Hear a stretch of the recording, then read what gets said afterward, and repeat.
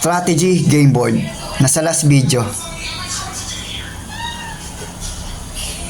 Mga gusto pumunta sa bahay ng mga solding, hanapin nyo lang si Sir. Bibigay sa inyo ang susi, ha?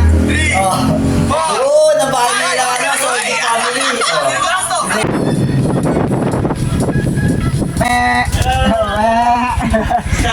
Busy, busy.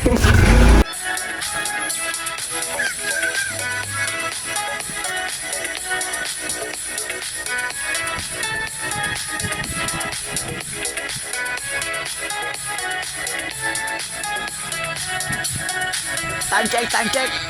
4:20 PM. March 4, 2024, Monday, May.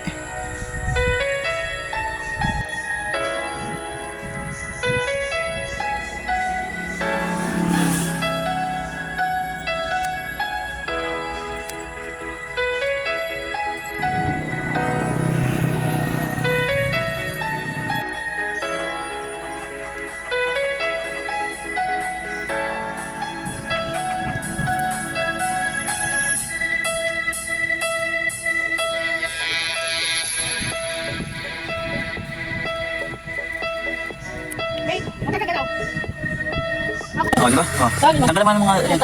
Wala ang pangit na bata. Alin yan? Hindi na, bibigyan ko na pagdato. Sige, pitin mo na ako yan.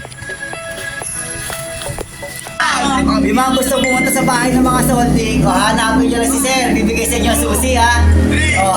Oo, nabahay nila solding family.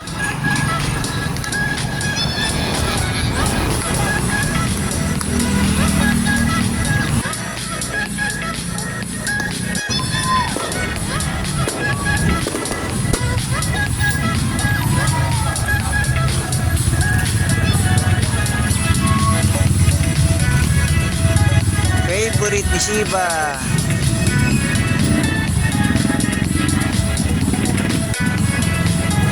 Oh, yummy. Yummy. Ay, ito. Mamaya sa bahay.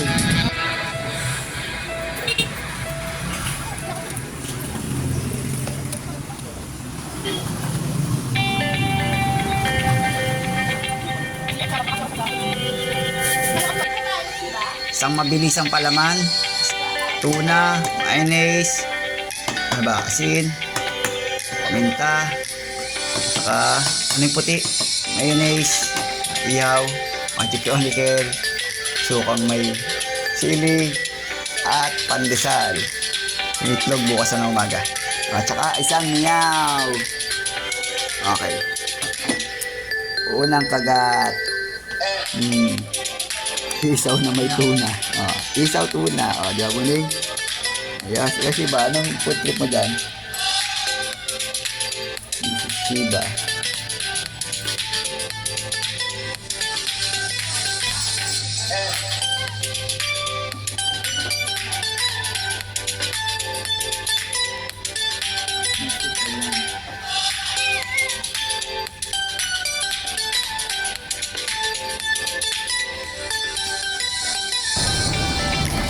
Time check. 8:46 PM, March 4, 2024. Unicois. Yan, subscribe nyo lang yan, Unicois. Search nyo lang Unicois para maging 75 na siya. Yan. Gagawin natin ngayong gabi ay daily quest. Daily quest natin sa ating mga YouTuber nating apport. Yan, kay Naijong. Click natin yung account ni Naijong. Then playlist. Play all. Ganun lang. Tapos hindi natin i-skip yung ads. Tapos like. Nag-like na ako dito eh. So araw-araw like. Yan, hayaan lang nating mag-play yan lahat ng kanyang mga videos. Pero kaninang umaga ko pa yan ginagawa. Umalis lang kami. Mabigat. Next. Again, pasubscribe po ang akin ng YouTube channel, Unicois. Search na lang Unicois para madagdagan yung 74. And syempre, shout out sa ating mga apot dyan sa Maple Story Philippines. Yan.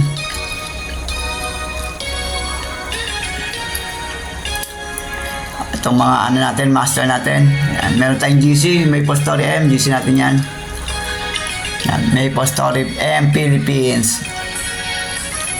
Shout out sa inyo dyan. At saka sa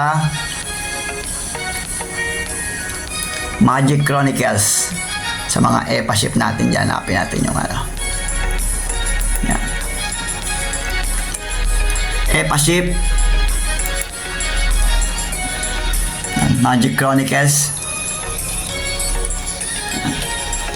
Shout out sa ating mga kagil dyan sa EPA ship Magic Chronicles. Ano kami, Magic Chronicles na download sa Play Store. Ang server namin ay Asia S101. Okay? Next, sa mga mahilig ng game board,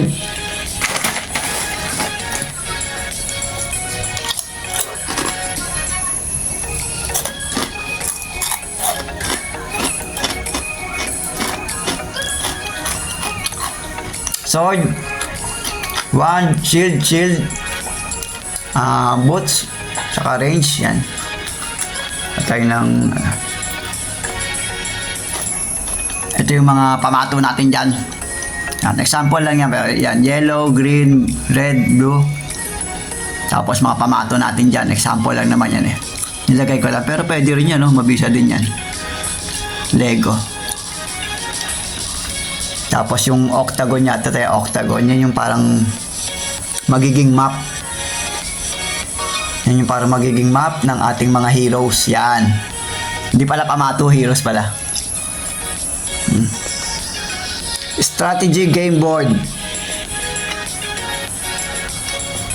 Then, meron tayong mga, ayan yung mga logo natin. Physical attack, magic attack, physical defense, magic defense, yung move or steps, then yung range attack.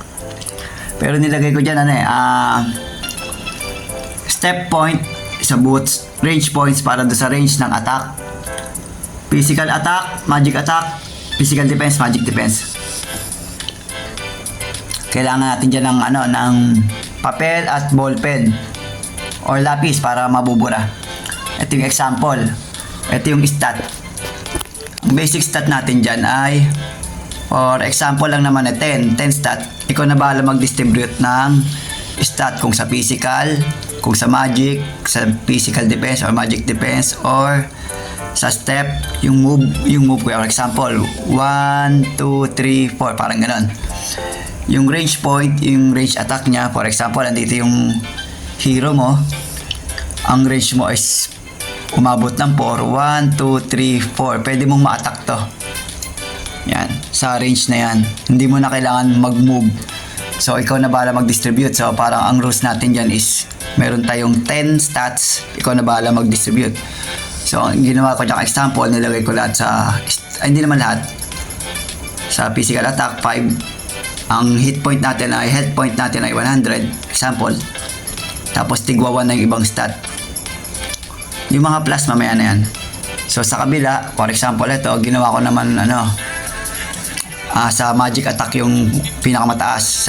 Sa the rest, puro 1 na. Ang silbi ng dice, yan.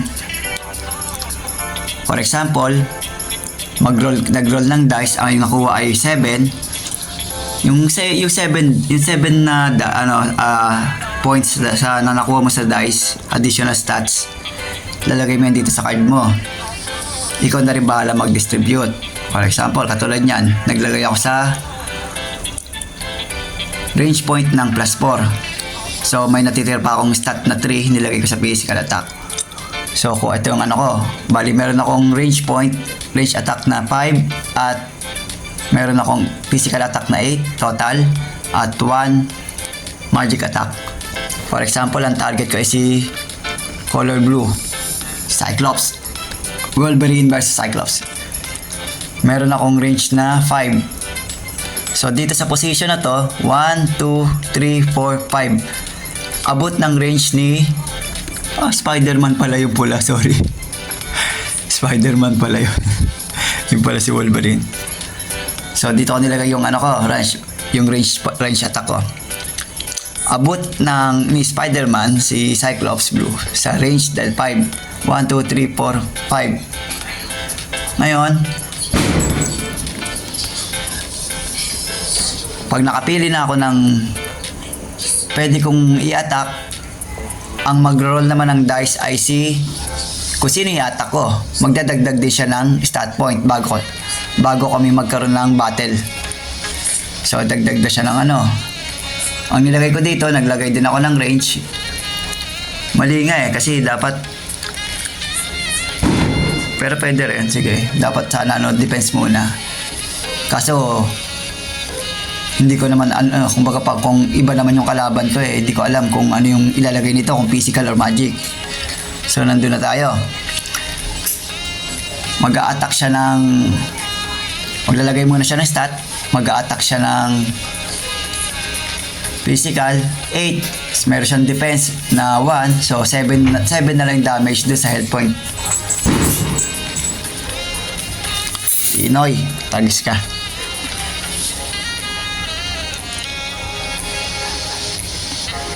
So, minus 7 health point, 93 na lang maging niya. Pero, side that, maglalagay pa ako ng spell card. So, ibig sabihin, bago ako mag-attack dito, pwede mag-set yung titirahin ko ng spell card or pwede siya magdepensa muna sa i-attack ko ng spell card. Yan. For example, reflect physical damage. So, kung 7 yung magiging damage, 3.5 o 97.5 yung magiging matitirang health point niya. Yun muna sa ngayon. Iisipin pa natin kung ano yung magandang details para sa strategy game board natin. Dito ako.